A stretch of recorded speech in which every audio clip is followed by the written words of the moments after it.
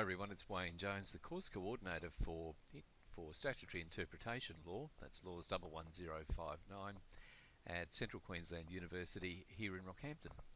This week's material is about fundamental human rights and international law and how they interact with statutory interpretation. I think this is probably one of the most interesting of the topics that we deal with over the 11 weeks that we're together. And certainly it's the one area where you really get the feeling that the common law is still exercising quite a bit of influence on the direction that statutory interpretation is going. And of course also it's an opportunity for the common law judges to put their own stamp on the legislation which is coming out by insisting that certain standards be applied. Now, the reading for this week is, as usual, from Michelle Sanson's book. We're looking at both chapters 11 and 12. Now, there are some notes available online, but I'm just going to take you through what I think some of the big issues that are worth a look as you're reading through the material. So, as usual, you'll still need to read the chapters from the textbook. You'll still need to have a look at the notes, and you'll certainly need to look at some of the cases which get a mention in a little bit more detail. But here are my thoughts about the Week 11 material. I think one of the first things that's worth noting is the textbook authors refer to the principle of legality very early in the chapter, and what they're talking about there is something that a principle that goes a little bit further than just looking at the bare words of the legislation itself. There's, for example, the case of Lacey and Attorney General is given as an example of the principle of legality, and that was the case, you might recall, where the Queensland courts were given an opportunity to, on appeal, to substitute whatever decision they thought was appropriate on appeal. And the way the legislation read, it said that they had an unfettered discretion. Now, the principle of legality was applied in that case, and essentially the court says, well, that means that there's some underlying things that we take to be true, fairness of process and procedure being one of those.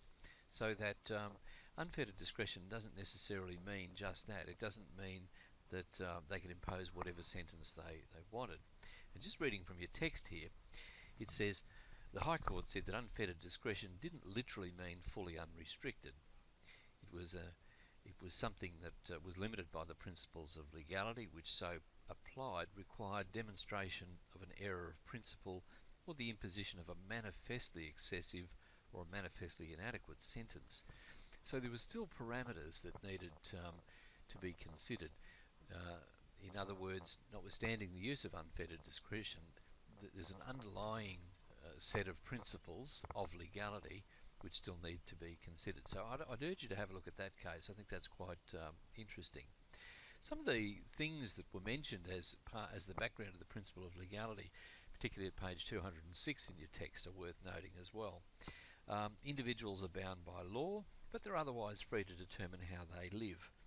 And they enjoy fundamental rights and freedoms.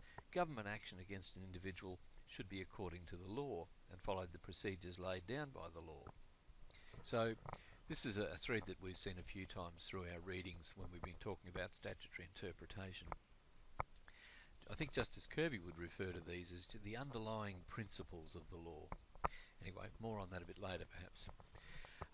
Another interesting comment from the textbook authors takes us back into history a little bit and just reminds us that originally the common law was on the ascendancy. So when legislation was made, there was a presumption that the legislation wasn't going to interfere with the common law. Now that's been reversed, as we are well aware, so that now legislation takes the upper hand. So this chapter, dealing with fundamental and human rights, reminds us that we're not talking about conflict between legislation and common law. We're talking about conflict between legislation and fundamental rights that are often encapsulated in the common law. So you need to identify whether or not something is simply a right or whether it's a fundamental right. And great example that was given in the text was this one about Gifford and Strang, Patrick stevedoring. This is the case where the family were trying to bring an action for damages, and they wanted to make a claim in part not just for physical injuries, but for psychiatric injury that was suffered. The legislation on which the defendant relied said that couldn't happen. They couldn't make a claim for psychiatric injury, and the argument was given that, well, any legislation that attempts to do that is interfering with a fundamental right. And the court said, no, that's not the case. There's different types of right, and the wording that's referred to in the text is lesser rights. They said the courts should not cut down the natural and the ordinary meaning of legislation, evincing an intention to interfere with these lesser rights. So you'll need to get a feel for what is a fundamental right and what is a lesser right. Now, you'd think that perhaps losing the right to be able to sue for a quite legitimate head of damage, psychiatric illness, psychiatric injury, would be a serious right, but apparently not. The court says no, that is a lesser right. Another great example that was given in the text of how this particular area works was Coleman and Power. And now this is another case that I'd recommend that you have a look at. It's fairly, the description's fairly detailed in the text, but I'll just remind you, this was the fellow who wanted to exercise what he thought was his democratic right to free speech, and he said certain things to the police in the Townsville Mall, and the police arrested him. And the court looked at and took quite seriously what they said was a fundamental human right. So you've got to contrast this with the Gifford and Strang Patrick case. You can contrast it because they said, oh yeah, well this right to have free speech, to make comment about the government, or government in this case I suppose government employees, but the way the government's operating is a fundamental human right. So taken absolutely seriously by the High Court. So Coleman and Power identifies that the right of free speech is in fact one of those fundamental human rights.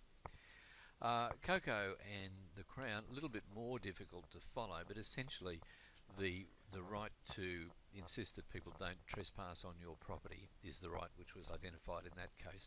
I'll leave you to read the detail, but essentially what the textbook authors are saying is that this is an example of another fundamental human right, that is the right to not have your property trespassed upon. Well, where do you find them? In the notes that I've done up for you, you'll see a couple of links. Now, one of them is to this page, which has the Universal Declaration of Human Rights, and here's the preamble from that document. When you find the Universal Declaration of Human Rights, you'll find that it's divided up into various articles, and it's worth having a look because you'll see some of the things that we've been talking about so far. There's also quite an extensive list in the text at page 212. Where do you find then the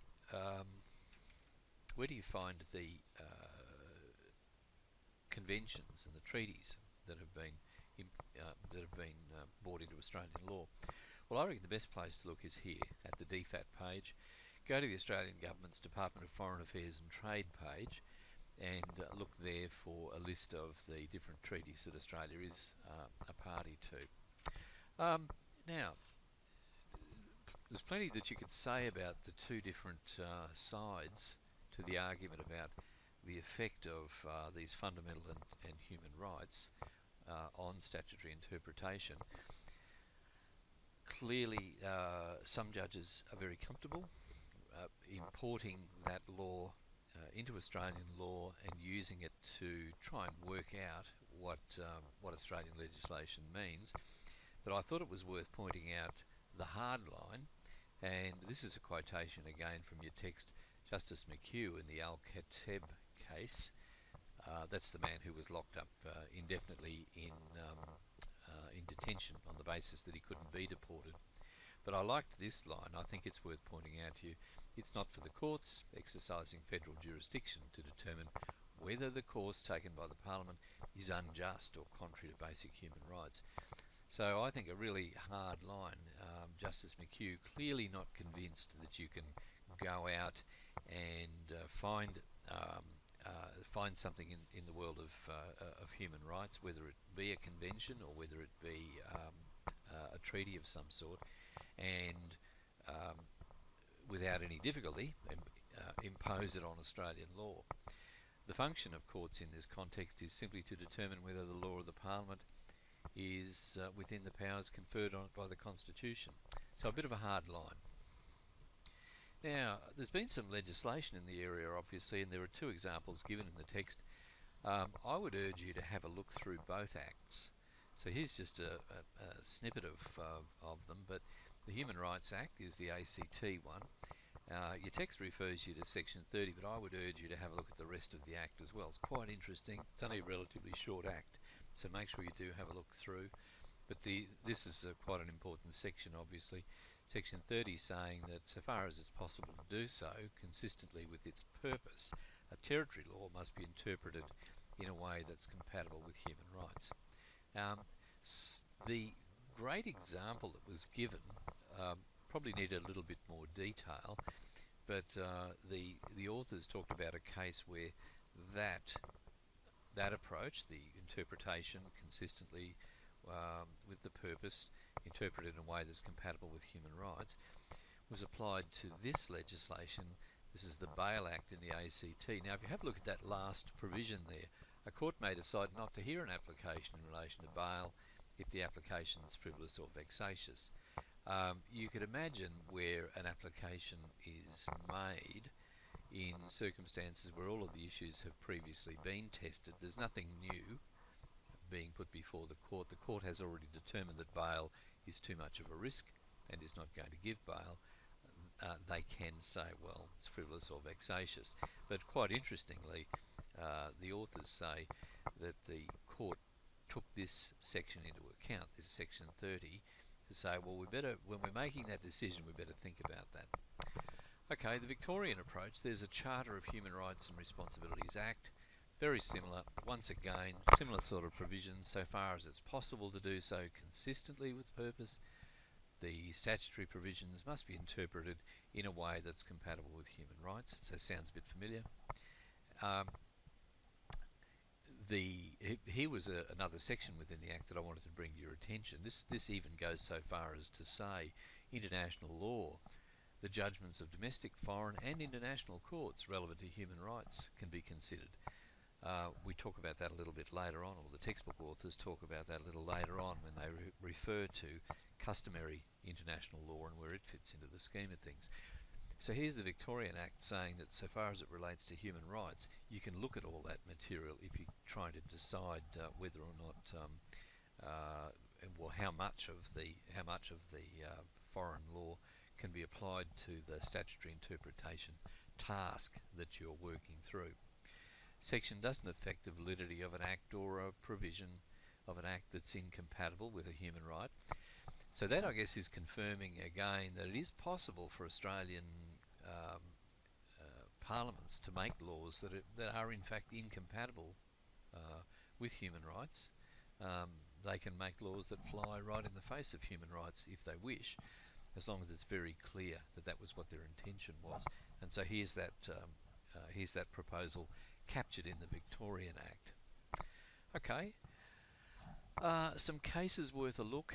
Have a look at this one. They were two good examples. I thought the Craig case was protection of that fundamental right to have a fair trial. And a fair trial is one that happens in a fairly speedy way. And you might recall from your reading that Craig was held over for a couple of years having his situation reviewed. He was subject to compulsory treatment because he had a mental health problem. Hogan and Hinch, an interesting case, appeared in the press quite a bit when it was on.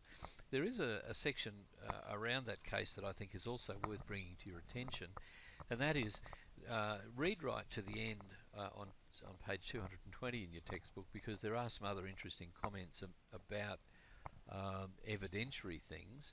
So you might recall that in Hogan and Hinch published the name of a sex offender on his web page. That was contrary to legislation which the government had in place, which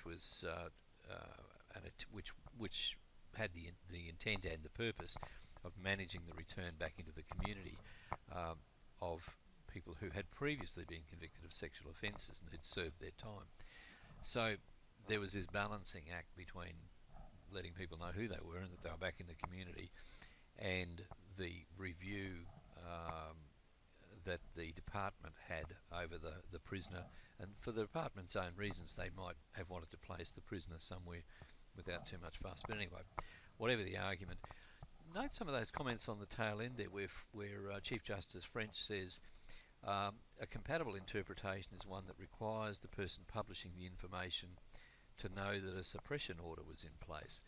So there was an argument put up that Hinch might not have known that there was such a suppression order in place, and there was an element where, because we were talking about a really basic human right, the right to free speech, then you better tick all the boxes. I hope that makes sense. It's a fundamental thing that you're entitled to free speech. There's some reasons put up as to why that's not happening here, but French is pointing out to us that okay, we can probably live with that. We can live with the fact that the right to free speech is being interfered with here. But if you do, you better just make sure that there are lots of protections in place. And one of the protections might be, for example, that you show, that you prove that Hinch actually knew that there was a suppression order in place when he disclosed the information. So I thought it was interesting to point that out to you, that you can have the court allowing the fundamental human right to be interfered with, but they might put some pretty strict terms on it. The big issues for me in Chapter 12 around international law, I think, were these. This is a great place to start. This is right at the very beginning of Chapter 12, a quote from what's described as the Cambodian boat people case. We accept the proposition that the courts should, in the case of ambiguity, favour a construction of Commonwealth laws which accord with the obligations of Australia under an international treaty. So that's what the High Court said about where international treaties fit in 1992. A little bit limited, you're talking about ambiguity, but remember from some of the chapters we've worked through, that doesn't mean much. Sometimes, I think Justice Kirby said in one of his cases, it's not going to be often that you won't be able to argue that there's some form of ambiguity. I remember, though, the other time that statutory interpretation comes into its own is where a statute just is silent on a topic. Now, that's not being ambiguous, that's just being silent. But I think Kirby points out quite rightly that we won't have too much trouble arguing that something is ambiguous or could have a couple of meanings. Is Parliament bound to follow? Well, as we said in the previous chapter, the answer is no. The Commonwealth Parliament is a sovereign body of its own. That's where the buck stops for making law for Australia, and so it can choose to make a law that is inconsistent with international law, as it was able to do with fundamental human rights, conventions, treaties, etc. We said that the Commonwealth Parliament can break those. Likewise, it can break international law if it wishes. And a couple of examples are given that we've looked at in our progress through. So look at those for a bit more detail if you wish. But the fundamental issue is that the Parliament remains unfettered in how it makes laws for the good of Australia. What are the sources of international law? Conventions, custom, general practice, and judicial decisions and teaching. So there's a number of sources, clearly. For treaties, I've already mentioned this to you. Go to DFAT and you'll find a detailed list of all of the different treaties that Australia is involved in. For treaties or conventions, though, I found this to be interesting. Two different steps to their introduction into Australian law. First, the treaty or the convention is negotiated. Now, this will be by the Minister probably for foreign affairs. So he or she will be out there doing the negotiating. Then it's signed on behalf of the Australian government and ratified. The second step, though, that's all fine, but it's still not part of Australian law, and it doesn't become so under our system until the second step happens, with a bit of an exception. That second step is that the treaty is introduced in some way into Commonwealth law, and some examples were given. The easiest one to follow is the one where the Australian government was a signatory to the Convention on the Rights of Persons with Disabilities, and then short time afterwards entered into or passed the Disability Discrimination Act. So it took those principles from the convention and it turned them into a piece of legislation for Australian circumstances. So that's easy enough. A couple of other examples given to you. You can have a short piece of legislation that could have simply annexed that that convention, that treaty, to the back and said, well, and our legislation may have simply said, we adopt as Australian law all the things that appear in the schedule. So it's a bit messier because there's obviously other things in the treaty that aren't necessarily terribly workable as Australian legislation, but it works. And the final is to adopt a treaty or a convention and then give an administrative direction to departments that from now on, so it was this Act, this Disability Discrimination Act, from now on, because we're a signatory to this treaty, whenever you make administrative decisions, we want you to take those things into account. So if you were a housing department, for example, you might say to your Department of Housing, from now on, whenever you're deciding who gets housing, I want you to make sure that you follow the treaty and you don't discriminate against people with disabilities. And you might even go a little bit further and say, I'd like you to take some steps to make our housing a bit more disabled friendly. Interesting point made in the text about this case, the Minister for Immigration and Power. There hadn't been any legislation made, but the High Court, so that's in the face of what I've just said here about this two steps. In the face of that, there hadn't been the second step, but the High Court was aware of, said, look, well, we know there's a convention out there about the rights of the child, and we're going to take note of that when we decide how to interpret the legislation. So quite interesting. They sort of went on and backpedaled a bit and said, oh, it doesn't mean that we're importing it into Australian law, we're just taking note of it.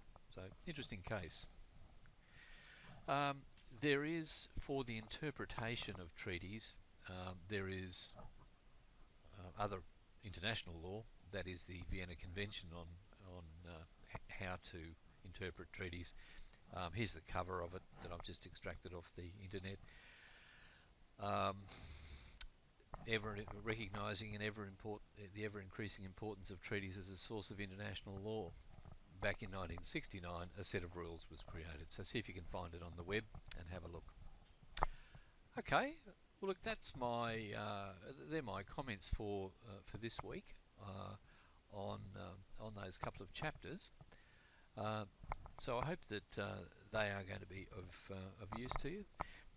Do have a read through, and as I've mentioned in the past, this is an area that really interests me, so don't be surprised if you find that one of your examination question choices comes from that chapter. Okay, thank you very much everybody for listening.